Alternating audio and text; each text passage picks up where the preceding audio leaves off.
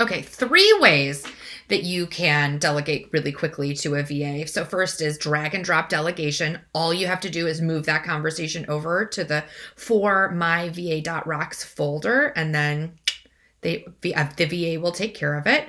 Okay, way number 2 is that you can move the email to the folder within the email. And so you just go up there to this little move to and select the for myva.rocks, and then that's taken care of, off your plate. Okay, and then the last and final way to do it is to switch the label. So you can go up here to this this arrow thing right here and add the label, and that will actually leave it in your inbox if you want to oversee it a little bit. But either way, it is now time to celebrate.